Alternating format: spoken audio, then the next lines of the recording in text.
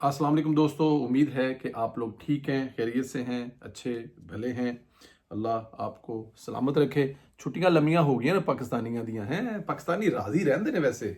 ईद दियां छुट्टियां ते लम्मियां, वाह क्या बात है। एंजॉय ही एंजॉय, जिधर से मर्जी पकड़ कर जिधर से मर्जी शुरू कर लें। 5 छुट्टियां जिस मुल्क में हो, ओ यार मुल्क ते ओ ही है। साडे वर्गियां नूं नमाज पढ़ के ते खाना शाना खा के सलवार कमीज ला के पेंट पा के गड्डी च बह के सीधे काम थे। बट एनी हाउ खुश रहे, अल्लाह ताला की ज़ात आपको अपने ज़मान में रखे। टली वाला काम नहीं भूलना प्लीज़, टली बजा देना, प्लस बेल आइकन को प्रेस कर देना, और उसके अलावा व्हाट्सएप ग्रुपों में सेंड करना तो बिल्कुल आपने नहीं भूलना। 6 जजेस का ख़त का जो मामला है, कुछ ऐसे अनासर हैं जो चाहते हैं कि इससे मज़ीद फ़ायदा लिया जा सके, इस मामले को मज़ीद उछाला जाए, क्योंकि इनको जो मतलूबा नतायज थे, जो हदफ बनाया था ना, वो हदफ पूरा नहीं हो पा रहा। तो वो चाहते हैं कि इस पे जो उनका टारगेट था ना, जो उन लोगों ने गोल इस पे रखा हुआ था, वो पूरा नहीं हो रहा, तो वो किसी ना किसी तरीके से इसमें कुछ ना कुछ करते रहते हैं। जब तक मतलूबा नतायज ना मिल सके, रोज़ाना इस पर कोई ना कोई ववेला करने की कोशिश की जाती है। ये कोशिश अंदर से हो रही है। इस कोशिश में सबसे ज़्यादा किरदार अतर मिनल्ला साहब का है।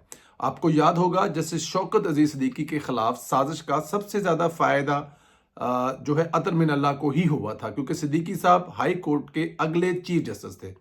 जब ये सारा मामला हुआ था, उन्होंने मतलब वो जो बार का इजलास था, जहां पर शौकत अजीज सिद्दीकी साहब ने वो पूरी कहानी सुनाई थी कि किस तरह जनरल फैज साहब उनके पास आते थे, और उन्होंने क्या कहा था कि अगर तुमने मियाँ साहब और उनकी बेटी को सजा ना सुनाई तो तुम भी नहीं, और फिर नहीं तो उसके बाद फिर वो वाकई ना रहे।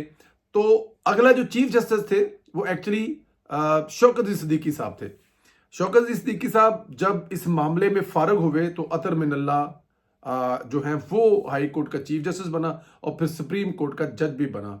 वरना होना ये था कि जो अतर मिनल्ला साहब थे, वो 2023 में एक तो चीफ जस्टिस ना बनते, इस्लामाबाद हाई कोर्ट के 10 जस्टिस के तौर पे रिटायर हो जाते, और फिर वो ये जो सुप्रीम कोर्ट वाला ये तो ख्वाब है ना, ये तो इसका तो उन्होंने सोचा ही नहीं हुआ था ना, ये तो इनके प्लान में नहीं था ना। मतलब आप घर से दुबई आए और आगे से उम्रे पे चला जाए, है मतलब ये तो उन्होंने सोचा ही नहीं था। इसी तरह का कुछ इनके साथ हुआ है कि ये तो रिटायर हो रहे थे अपने उस जो लाइन में लगे हुए थे, लेकिन अचानक हुआ ये। इस वक्त जब अतर मिनल्ला असूलों के साथ खड़ा नहीं हुआ था, शौकत अजीज सिद्दीकी का साथ नहीं दिया, तो आज इन 6 जजों का तर्जमान कैसे बन गया। तो इसका मतलब है कि कहीं ना कहीं कुछ ना कुछ तो है, खाते पीते घर से है, इमरान खान का पुराना दोस्त है, और कुछ बड़ी शख्सियतों का ये रिश्तेदार भी है। मुझे तो लगा पता कि जनरल अयूब खान साहब जो हैं, ये उनका भी कहीं से आते जाते ये कुल लगता लगीता है। अब इसमें कितनी सच्चाई है, इस पर ज़रा मज़ीद तहकीक करेंगे तो सामने आएगा। बहरहाल मतलब एलीट क्लास से तल्लक है अतर मिनल्ला साहब का, और इमरान खान साहब का पुराना दोस्त है। बहरहाल अतर मिनल्ला ने आज खुद नोटिस के बाद बनने वाले बेंच पर कुछ इतराज़ात आयद किए हैं, इनको पहले डिस्कस कर लेते हैं। जस्टिस अतर मिनल्ला के हुक्मनामे के 12 पैराग्राफ से अदम इत्तफाक करते हुए कहा कि पैराग्राफ में से 1 से 12 तक इत्तफाक के लिए खुद को कायल नहीं कर सका। जस्टिस अतर मिनल्ला ने कहा कि वज़ीर आज़म को तलब किया जा सकता है या नहीं, इस सवाल पर फुल कोर्ट ने अभी गौर करना है। हुकूमत के कमीशन बनाने से अदलिया की आज़ादी मुतासर होती है या नहीं, ये भी तय करना है। जस्टिस अतर मिनल्ला ने कहा कि जो सवाल अदालत के सामने हैं, इन पर राय देना मुनासिब नहीं। हाई कोर्ट जजेस का खत दिखाता है, जज खत दिखाता है, और वो मुतलका फ़ोन पर उठाते रहे हैं। मामले की संजीदगी के बावजूद अदारे ने रिस्पॉन्स नहीं दिया। जस्टिस अतर मिनल्ला ने कहा कि सियासी असरात रखने वाले केसेस में मुदाखलत को झुटलाया नहीं जा सकता। जुल्फ़िकार अली भुट्टो रेफरेंस में अदालत ये खुद मान चुकी है। मुदाखलत किस हद तक है, ये देखने के लिए असगर खान का केस काफ़ी है। अतर मिनल्ला के इस इतराज़ का वाहिद मकसद एक महसूस सियासी जमात के बयानिए को तकवीत पहुँचाना और जजों के ख़त वाला मामला ज़रा चुक के रखना, गर्म रखना कम।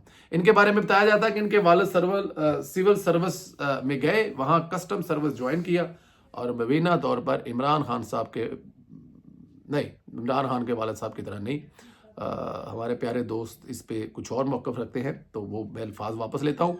तो इनके जो वालिद हैं वो मुबीना तौर पर करप्शन की वजह से ان سے جو ہے نا وہ جبری طور پر کہتے ہیں جی کہ استعفیٰ لیا گیا تھا. تو اب یہ جو ہے وہ اندر سے ہیلپ آؤٹ کر رہے ہیں اور کوشش کر رہے ہیں کہ یہ جو 6 ججوں والا معاملہ ہے، جو ایک محسوس سیاسی جماعت جس کا نام پاکستان تحریک انصاف ہے، جس کے جو بانی چیئرمین ہیں وہ بھائی جان اطہر من اللہ صاحب کے ہیں. مطلب پرانے ویلے دے جو بلیک اینڈ وائٹ فلماں ہوندیاں سن کٹھیاں ویکھدے سن ہاں جی، مطلب ایک گڈی منگوا کے دوویں اڑاندے سن. تو پھر اب آپ سمجھ جائیں. خیر آگے چلتے ہیں. پی ٹی آئی ملک دشمن رویوں سے باز نہیں آ رہی. بہاولپور والے واقعے پر پروپوگنڈے کو ایسی ہوا دے رہی ہے جس کی مثال نہیں ملتی. اب پی ٹی آئی نے ایک نیا کام شروع کر دیا ہے. 1-2 کانسٹیبل کو پکڑا، انہیں ڈالر دیے، کافی لالچ دیا گیا مشہور کرنے کا کہ جناب چھڑ دیو گلاں، پیسیاں دے لینا لا دیاں گے تانوں، اور پلس تسی پوری دنیا 'ਚ بلے بلے ہو جائے گی تہاڈی، تسی ہیرو ہوو گے. ایک پولیس اہلکار سے وردی کو آگ لگوائی، استعفے کا اعلان کرایا گیا. آپ دیکھیں اس پولیس اہلکار نے جو بات کی وہ پی ٹی آئی کے بیانیے سے ملتی جلتی ہے. پی ٹی آئی کا وہی بیانیہ ہے، جبکہ دوسری جانب حقائق یہ ہے کہ اس اہلکار نے استعفیٰ آفیشل دیا ہی نہیں. جب استعفیٰ منظور نہیں ہوا، اس کے دوران وردی جلا دی، تو پھر اس اہلکار نے سنگین جرم بھی کیا. تو ایکچولی وہ جو اہلکار ہے اگر دیکھا جائے تو اس کا جرم تو یہ ہے کہ وہ اپنی وردی اگر اتار رہا ہے، تو اگر اپنی وردی اتار رہا ہے تو پھر تو بڑی وردی اتار رہا ہے اور اس کو جلا رہا ہے، اور ابھی تو ہے بھی حاضر سروس، تیرا استعفیٰ قبول نہیں ہوا تو معافی کے تو قابل نہیں ہے. کیونکہ ایک ملازم ہوتے ہوئے اپنی وردی جلا دینا بغاوت کے زمرے میں آتا ہے، جس کی سخت سزا ہے. البتہ وہ استعفیٰ منظور کرا کر کچھ کرتا تو اس پر یہ والا شاید جو لا ہے وہ لاگو نہ ہوتا. اس پروپیگنڈے کو ریاست مخالف کہ آگے بڑھانے میں حامد میر صاحب جو ہیں وہ اپنا زہریلا کردار ادا کر رہے ہیں. ان کو جب بھی موقع ملتا ہے وہ ریاست کے خلاف، پاکستان کے خلاف، اور خاص طور پر پاکستان کی، میں یہاں پر ادارہ نہیں کہوں گا، خاص طور پر پاکستان کی فوج کے خلاف کوئی بھی موقع ہاتھ سے جانے نہیں دیتے. جہاں ان کا بس چلتا ہے وہ فوج کو رگڑا لگاتے ہیں.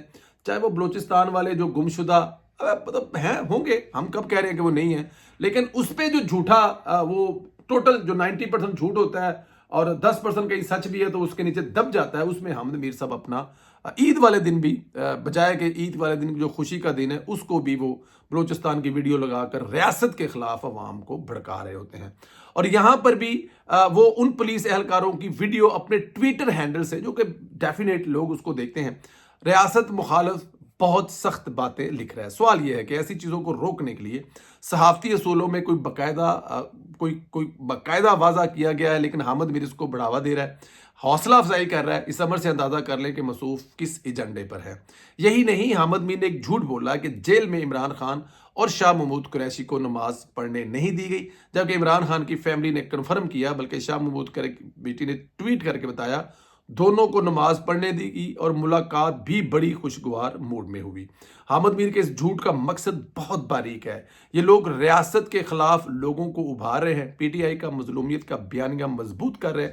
اس گھنونے کردار پر میں بس اس کے علاوہ میں اور کیا کر سکتا ہوں کہ جس بندے کو کوئی بھی جب بھی موقع ملتا ہے وہ یہی کام کرتا ہے. اور وہ کام کیا کرتا ہے وہ آپ کے سامنے، وہ ریاست کے خلاف جہاں سے جدھر سے موقع ملے، اگر گانا یا نائجیریا بھی کوئی واقعہ آیا ہے وہ بھی مطلب اپنی فوج تے پا دے گا. اس کو فوج سے پتہ نہیں کیا دشمنی، اللہ تعالیٰ کی ذات اس کو ہدایت دے، جو کہ اس عمر میں اس کو آنی نہیں ہے. اب پتہ نہیں، اللہ تعالیٰ کی ذات، پھر بھی اس کے لیے دعا مانگتے ہیں.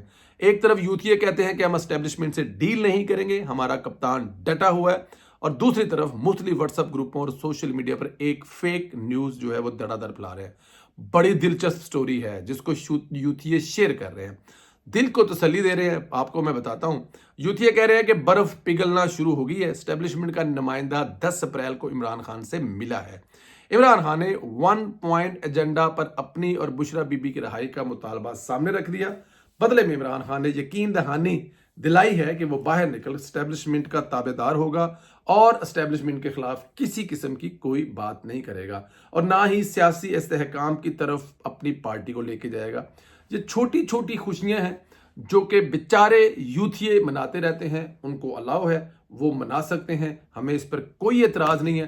بلکہ اگر اس پہ وہ یہ بھی کہنا چاہیں کہ جب عمران خان نے اپنی اور بشرا بی بی کی رہائی کے لیے اسٹیبلشمنٹ کے نمائندے کے سامنے ڈاکومنٹ رکھ دیے، اور اس سے پہلے اس نے کہا کہ ہو سکتا ہے اس میں کوئی 15 دن 20 دن لگ جائیں، تم جاؤ بات کرو واپس آؤ جاؤ، اس سے پہلے ایک شرط اور ہے کہ 4 سے 6 دن کے لیے بشرا بی بی کو جیل میں میرے ساتھ ہی بند کر دو، کیونکہ یہاں پر بڑے والا کمرہ میرے پاس ہے، ساری سہولتیں ہیں، تو میں اور بی بی دونوں اکٹھے رہیں گے، اور کافی مہینے بھی ہو گئے ہیں، تو ذرا تھوڑا سا تنہائی میں بھی ٹائم جو ہے وہ مل جائے گا۔ 100 دل دیاں گلاں، 100 دل دے دکھ، عطا اللہ خان دا عیسیٰ خیلوی دا نواں گانا آیا ہے علی ظفر دے نال، وہ بھی لا کے سناں گے میں اور بشرا بی بی۔ تو یہ 2 شرطیں تھی۔ اب یہ شرط جو دوسرے والی ہے، یہ بھی یوتھیوں کے دل کو تسلی دینے کے لیے بڑی اچھی ہے۔ ہماری دعائیں یوتھیوں کے ساتھ ہیں، لیکن مجھے لگتا ہے کہ یوتھیوں کا وقت ان کے ساتھ نہیں ہے۔ آپ لوگوں سے گزارش یہ ہے، آپ لوگ ذرا مجھے کمنٹ کر کے بتائیں کہ کیا عمران خان صاحب جو ہیں وہ جیل سے نکلنے کے لیے کوشش کر رہے ہیں، کوئی ڈیل مارنے کی کوشش کر رہے ہیں، ملک سے بھاگنے کی کوشش کر رہے ہیں؟ آپ لوگ عمران خان کے اندر جیل میں کیا سوچتے ہیں کہ کیا کرنے جا رہا ہے اور کس قسم کی کوشش کر رہا ہے عمران خان؟ اس پہ اپنی رائے ضرور دیں۔ اللہ تعالیٰ کی ذات آپ کو اپنے حفظ و امان میں رکھے۔ واٹس اپ گروپوں میں اس ویڈیو کو ضرور شیئر کریں، ٹلی والا بٹن ضرور آپ نے پریس کرنا ہے، اور پلس جو سبسکرائب ہے اس کو آپ نے ہر حال میں ضرور کرنا ہے۔ یہ میری آپ سے گزارش ہے۔